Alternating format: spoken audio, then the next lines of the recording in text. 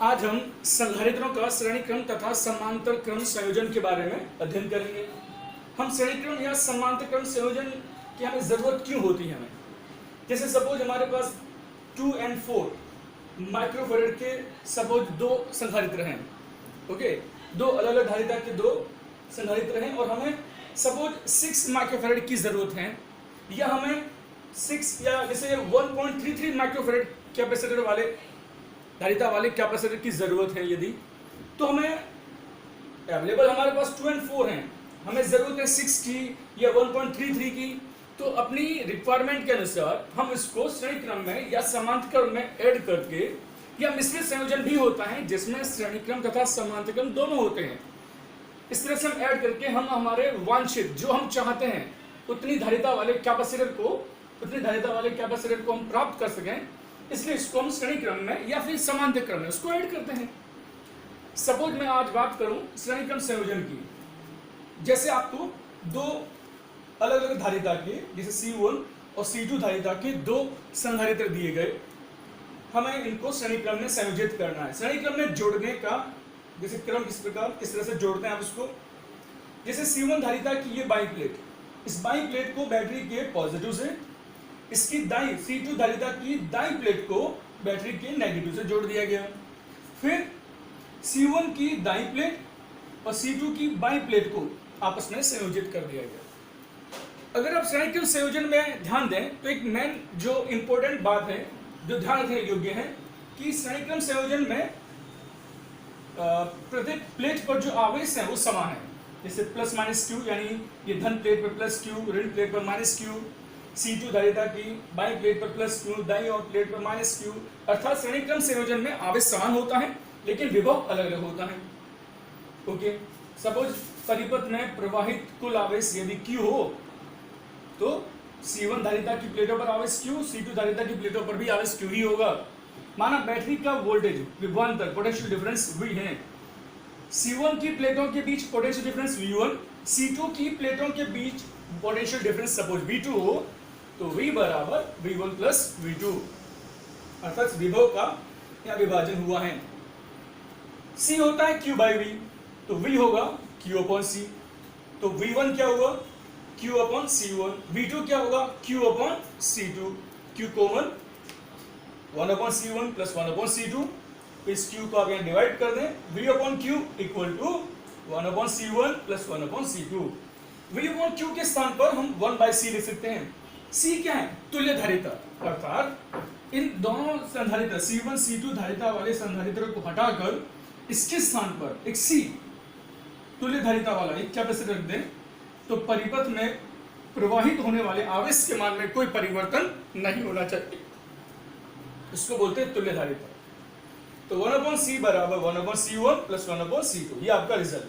आप इसमें एलसीएम ले लो, C1 C2, इधर C1 इधर C2 आ जाएगा आपका, ये 1 अपॉन C, तो C क्या हुआ C1 into C2 upon C1 plus C2, अर्थात जब भी आप दो C1 C2 धारिता वाले संधारित्र को श्रेणी क्रम में जोड़ते हैं तो इसकी तुल्य धारिता का फॉर्मूला C बराबर C1 C2 upon C1 plus C2 होगा।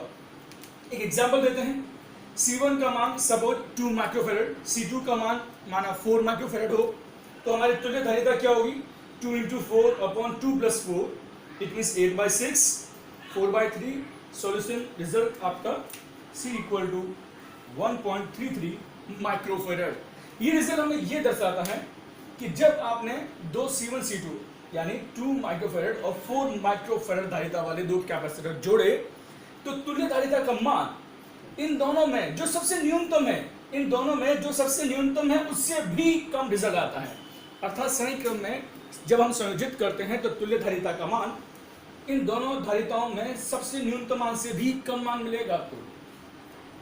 ऐसे यदि C1 C2 Cn धारिता वाले n संधारित्र श्रेणी क्रम में जुड़े होते तो n, तो हमारा रिजल्ट होता है 1 अपॉन C बराबर 1 upon C1 plus 1 upon C2 plus and so on 1 upon Cn, n तक आप ऐसे लिख सकते हैं। अब हम बात कर रहे हैं संधारित्रों का समांतर क्रम संयोजन। समांतर क्रम में कैसे, जैसे मेरे पास दो संधारित्र हैं जिनकी धारिताएं क्रमशः C1 और C2 हैं, इनकी बाई प्लेट यानी धन प्लेट को बैटरी के पॉजिटिव से और दाई प्लेट को बैटरी के नेगेटिव से जोड़ दिया गया। जब आप इस प्रकार से संयोजित करते हैं ना तो क्या होता है, इन दोनों का अगर देखें धन और ऋण प्लेट, ये बैटरी के धन और ऋण से जुड़े हैं, इट मींस इन दोनों प्लेटों के बीच विभवांतर वही होगा जो बैटरी का विभव है। सिमिलर C1 धारिता की भी बात करो, इसकी धन प्लेट बैटरी के धन से, इसकी ऋण प्लेट बैटरी के ऋण से, तो यहाँ जो विभवांतर है वो विभवांतर यहाँ भी मिलेगा। अर्थात समांतर क्रम संयोजन में विभव समान होता है लेकिन उन पर आवेश अलग अलग होते हैं, क्योंकि जब आवेश Q यहाँ से फ्लो होता है तो यहाँ पर दो भागों में विभाजित हो जाएगा। माना यहाँ आवेश Q1 और C2 धारिता की प्लेटों पर आवेश सपोज Q2 है, तो आवेश संरक्षण का नियम Q बराबर Q1 प्लस Q2। Q क्या होता है, C into V, C1 into V. Q2 क्या होगा, C2 into V, V common, Q by V बराबर C1 प्लस C2। Q अपन V क्या होता है, C तुल्य धारिता, तो C बराबर C1 प्लस C2। अगर C1 हमारा 2 माइक्रोफेरेड है, C2 सपोज 4 माइक्रोफेरेड है, तो तुल्य धारिता C कितना हुआ, 2 प्लस 4 इट मींस 6। ये रिजल्ट यह दर्शाता है कि तुल्य धारिता का मान इन दोनों में से जो सर्वाधिक मान है उससे भी ज्यादा आएगा। देखो समांतर क्रम में तुल्य धारिता का मान इन दोनों धारिता का जो सबसे अधिक मान है उससे भी अधिक मान आ रहा है, जैसे मैक्सिमली 4 उससे ज्यादा 6। श्रेणी क्रम में क्या, जो सबसे न्यूनतम मान होता है उससे भी कम आता है। यदि ऐसे ही n संधारित्र समांतर क्रम में जुड़े हो C1 C2 Cn, तो हमारी तुल्य धारिता C क्या होगी, C1 plus C2 plus and so on Cn। अब हम नेक्स्ट टॉपिक की बात कर रहे हैं। नेक्स्ट टॉपिक है हमारा समांतर पट्टिका संधारित्र में संचित वैद्युत स्थितिज ऊर्जा का सूत्र स्थापित करना। अगर बात करते हैं कैपेसिटर की यानी संधारित्र की, तो संधारित्र को आवेशित करने में, जैसे संधारित्र की एक प्लेट धन आवेशित होती है, दूसरी प्लेट ऋण आवेशित होती है, तो प्लेट को आवेशित करने के लिए हमें कार्य करना पड़ता है और हमारे द्वारा एक किया गया कार्य उसमें उन प्लेटों के बीच में वैद्युत स्थितिज ऊर्जा के रूप में संचित हो जाता है। अब हम वैद्युत स्थितिज ऊर्जा का सूत्र डिराइव करना चाहते हैं, तो सबसे पहले ये मान के चलते हैं कि पहले ये दोनों प्लेटें अनावेशित हैं, यानी इन दोनों प्लेटों पर आवेश का मान 0 है, स्टार्टिंग में निरावेशित है, कोई आवेश नहीं है इन पर। निरावेशित होने का मतलब ये हुआ कि स्टार्टिंग में इन पर कोई चार्ज नहीं है, अर्थात विद्युत उदासीन है दोनों प्लेट। प्लेट नंबर 1 एंड 2 दोनों न्यूट्रल है, विद्युत उदासीन है। हम प्लेट नंबर 2 से धीरे धीरे यानी अल्पांश आवेश डेल्टा क्यू करते हुए अल्पांश आवेश धीरे धीरे चालक प्लेट 2 से 1 पर शिफ्ट करते हैं। अगर मैं किसी आवेश को यहां से यहां शिफ्ट करूंगा तो चालक प्लेट 2 एंड पट्टिका नंबर 2 धीरे धीरे ऋणावेशित होगी और ये धनावेशित होगी, अर्थात हमारी पट्टिका नंबर 1 धीरे धीरे पॉजिटिव चार्ज ग्रहण करेगी क्योंकि हम धनावेशित कर रहे हैं सब, और प्लेट नंबर 2 आपकी ऋणावेशित होती चली जाएगी। तो स्टार्टिंग में हमने ये माना था कि दोनों प्लेट पर आवेश 0 है। हम पट्टिका नंबर 2 से छोटे छोटे अल्पांश आवेश को पट्टिका नंबर 1 पर स्थानांतरित कर रहे हैं। सपोज किसी समय पट्टिका नंबर 2 पर आवेश Q डैश, सपोज किसी समय हम ये मान के चलते हैं कि पट्टिका 2 पर आवेश Q डैश माइनस का और 1 पर प्लस का Q डैश आवेश तथा उनके बीच विभवांतर क्या होता है, पोटेंशियल डिफरेंस V बराबर Q upon C, Q dash by C। उन दोनों पट्टिकाओं के बीच उस समय विभवांतर माना V डैश है, V डैश जो कि Q डैश और C का अनुपात है। C क्या है, धारिता, इस पट्टिका की धारिता है। अब हम ये मान के चलें कि सपोज डेल्टा Q आवेश को पट्टिका नंबर 2 से 1 पर स्थानांतरित किया गया। अगर मैं पट्टिका 2 से डेल्टा Q पॉजिटिव चार्ज को 2 से 1 पर शिफ्ट करूंगा तो यहां पर आवेश बढ़कर Q डैश से बढ़कर Q dash plus delta Q हो जाएगा, Q dash plus delta Q, तथा यहां आवेश माइनस Q डैश से थोड़ा घटकर minus Q dash minus delta Q dash हो जाएगा, यानी यहां पर आवेश में कमी और यहां उतनी ही धन आवेश में वृद्धि हो जाती है। तो डेल्टा Q आवेश को शिफ्ट करने में कितना कार्य हुआ, कार्य का फॉर्मूला है हमारा आवेश गुना विभव। आवेश कितना शिफ्ट किया, डेल्टा Q डैश, वोल्टेज कितना है, विभवांतर V डैश। V डैश क्या था, Q डैश बाय C, हम लिख चुके हैं विभवांतर के बारे में, यहाँ V डैश है जो Q डैश बाय C है। अब पट्टिका 2 से पट्टिका 1 पर, पट्टिका 2 से 1 पर ऐसे आवेश स्थानांतरित करते जाइए। यानी हमने शुरुआत कहां से की थी, शुरुआत आवेश कितने थे 0, और कहां तक पहुंचना आपको Q, यानी 0 से Q तक, 0 से Q तक यदि आवेश को स्थानांतरित करना है, टोटल चार्ज Q स्थानांतरित करना हमको, तो कितना कार्य हुआ, तो हर बार आपने डेल्टा Q आवेश जितना शिफ्ट किया हुआ ना, उन सभी कार्यों को जोड़ दो, सिग्मा एडिशन, सभी आवेशों के लिए जितना आपने कार्य किया। या फिर दूसरा इसी मेथड है समाकलन, यदि हमारा डेल्टा Q आवेश अति सूक्ष्म है तो हम सिग्मा को समाकलन में कन्वर्ट कर सकते हैं।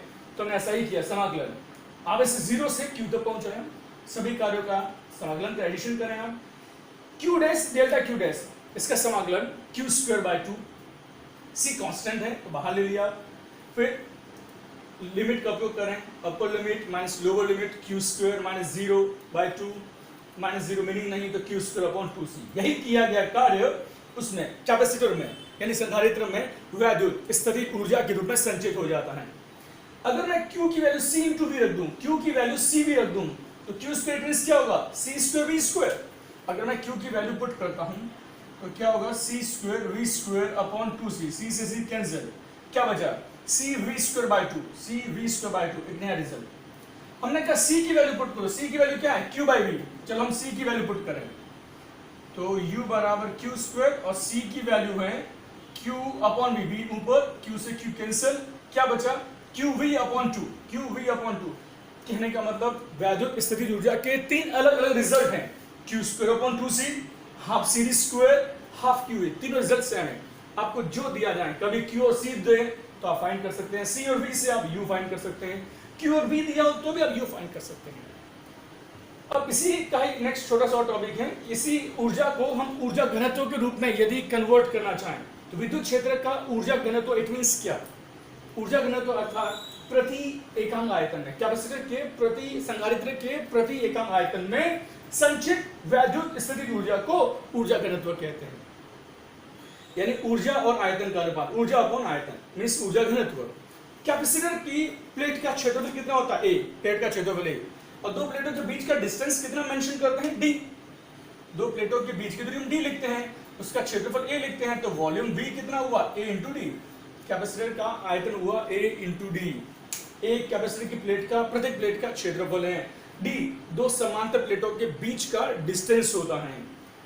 U का फॉर्मूला क्या है, half CV² upon AD। C धारिता ε0 A/D, तो A से A कैंसिल, हाफ ε0 V²/D², यानी V/D का होल स्क्वायर। आप जानते हैं विभवान दर का फॉर्मूला V क्या होता है, E × D, V होता है E × D, इसलिए आप लिख सकते हैं E हुआ V/D, तो आप इसके स्थान पर E पुट कर सकते हैं, तो U हुआ हाफ ε0 T², अर्थात विद्युत क्षेत्र का ऊर्जा घनत्व का फॉर्मूला। एक अच्छा क्वेश्चन है एग्जाम के लिए, ओके।